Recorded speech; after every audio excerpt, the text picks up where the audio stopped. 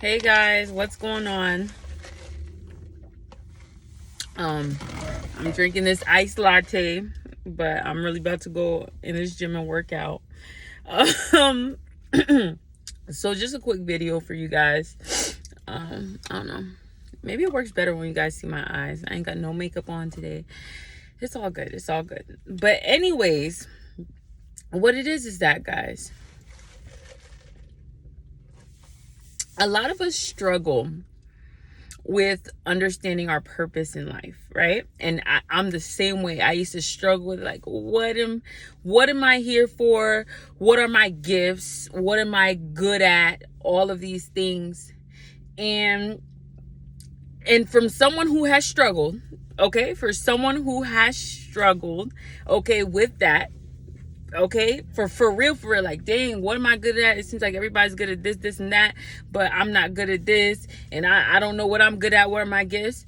And I'm here to tell you that the reason you, first of all, don't understand your gifts or what you're good at is because you're so good at it that it comes so natural to you, and you're like, come on, this is like nothing. And then you're thinking that whatever comes natural to you, it comes that natural to other people, and it doesn't. So that's why you're struggling. And that's just so funny, because it's such a great thing, but it's just like, it's like, it's difficult at the same time when you're trying to figure out what you're good at. It's like an odor. I know I think it's a simile, or like my comparisons are kind of be a little off, I guess, but it's like an odor that you go nose blind to. So if someone lives in a house and their garbage starts to stink and they don't take it out, and then now all of a sudden they don't smell the odor of it because they're just so used to it. Well, yes, that's how your gifts are. You're just so used to it that you just don't know it's there anymore, basically, right? Growing up, I was always good at writing. I also won like an award. I think I won second place in a writing contest, and I was like in the second or third grade. And my penmanship was good. It's not as good as it was back then now, because I just be scribbling stuff. But when I do take time and slow it down, my penmanship is really good. I don't know. There's just so many things about me. Like, even though I was bullied at a young age, but now it's kind of made me someone who is like overprotective, especially of the people I love. And also, the thing is, if someone bullied me, they would get over on me. But if someone bullied someone I love, that would actually give me the courage to stand up. Like, you could bully me, but if I see you bullying someone I love, then you know what I'm saying, or someone I like, or a friend of mine, then that's over. Like, that's when I really step out. I'm like, this is not gonna happen. So I'm always like someone who definitely protects people I love and cares a lot about people, who's gonna stick up for somebody. Like, it made me very vocal in that area. And little did I know that I was developing my gifts. Even speaking today, I was developing my gifts. I was someone who I did the morning news over there in fourth grade. I was on the media team doing the morning news. So it's like all of those things kind of work together. I remember I also took some kind of personality test to see what would be the best career for me in the fifth grade.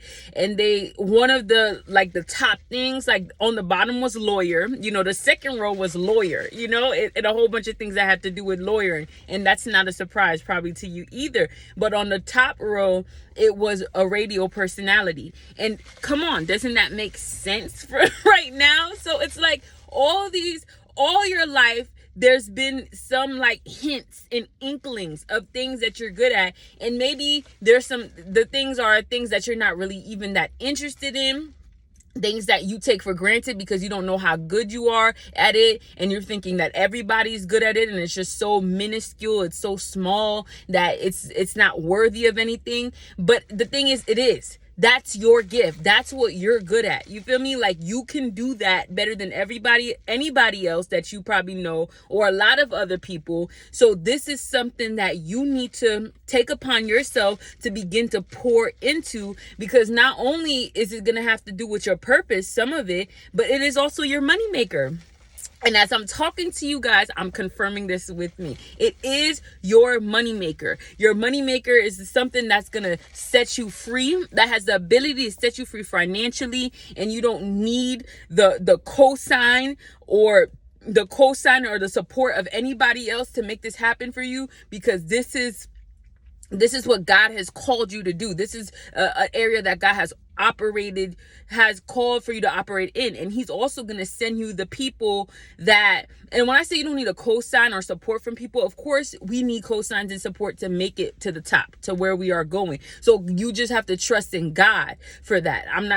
Don't beg other people for that. Don't get sad because other people don't support you on that. Just trust in God that he will send you the right people to prosper you, because we do need people to prosper us. Absolutely.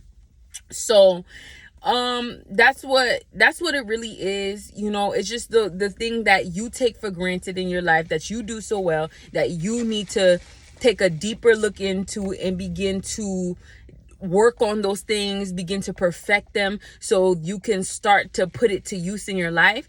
Because I'm telling you, lately, and it's probably because I'm on the brink of just really tapping into my gifts, that I really just cannot stand. And I don't want you to get me wrong, but I really just cannot stand going into work. And it's not even the kind of stand like, oh, I'm late to work and I'm late to work and I don't feel good about work. I like my job.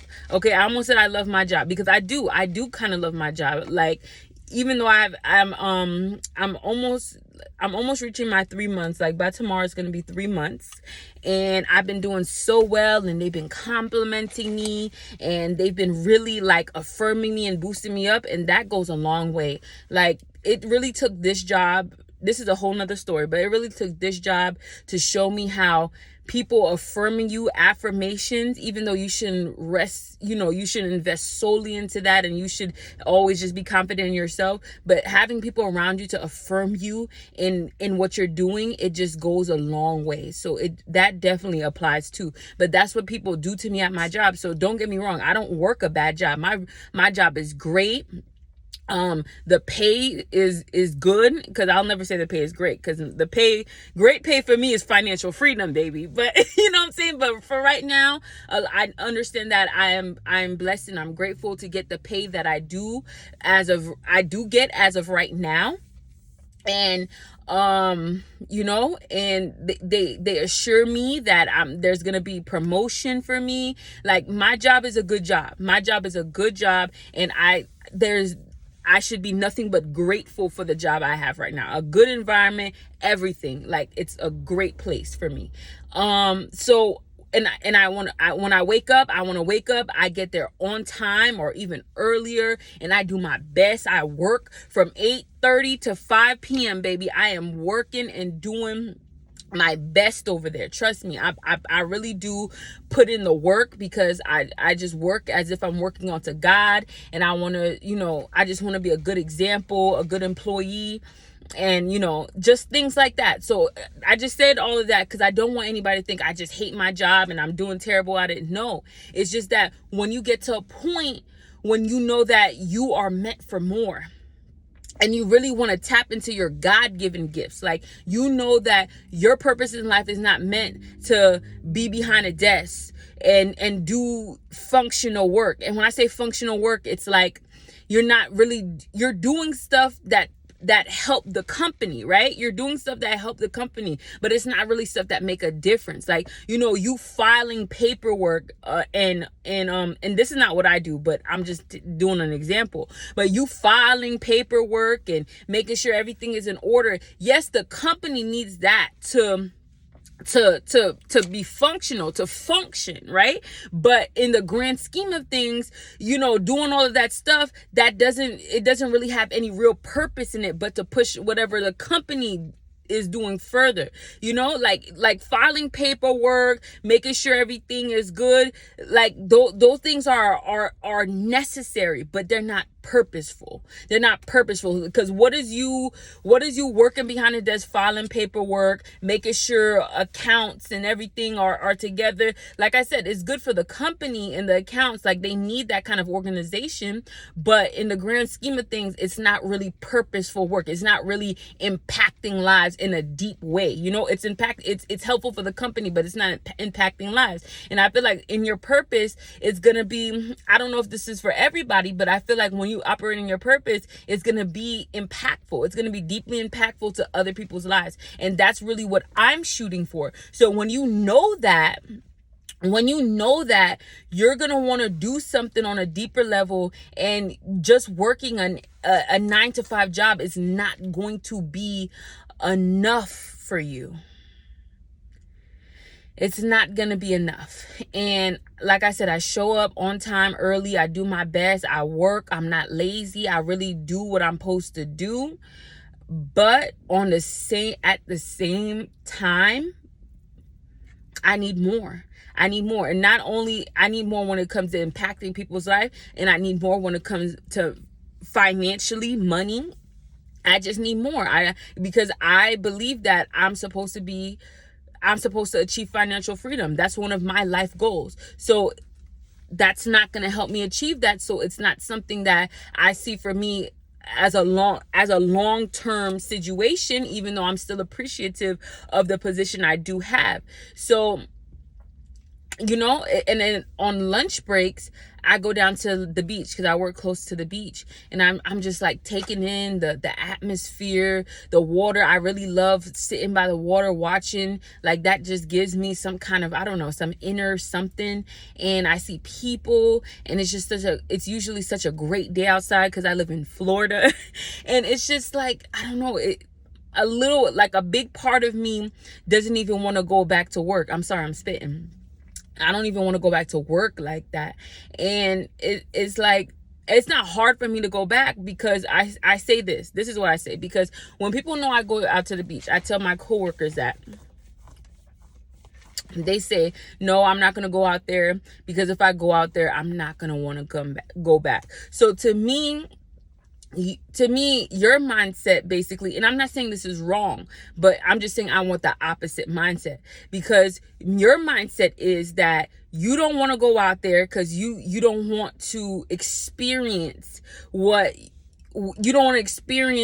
part of life that you feel like you can't have. So instead, you want to be complacent or content with the inner four walls of this job, and that's where you want to stay focused on, because you feel like out there it introduces you to a whole different life that you're not able to have, basically. And this is just how I digest it and perceive it. I know other people perceive it another way, but for me, I'm like, but if this is the life that I really want, or this is something I really want more than these four walls in here, then I have to go outside every day and take that other side of life in, so it could give me the motivation to get out of these four walls that I'm in for 8-9 hours a day. Like, I need to go out there, and I need to be crushed and disappointed every time my lunch break is up, and I have to be crushed, and I have to be disappointed, and I have to go back into those four walls, so it can give me motivation, that I will have that motivation to set my life up in a way that I'll be able to spend more time out there where I really want to be. I'm not going to close my eyes and shut my eyes down to this life, to the life that I really want to be at, so I could stay focused on these four walls. It's not going to happen. So that's just really my thought process with it, And I know people have a different thought process, but that's just me.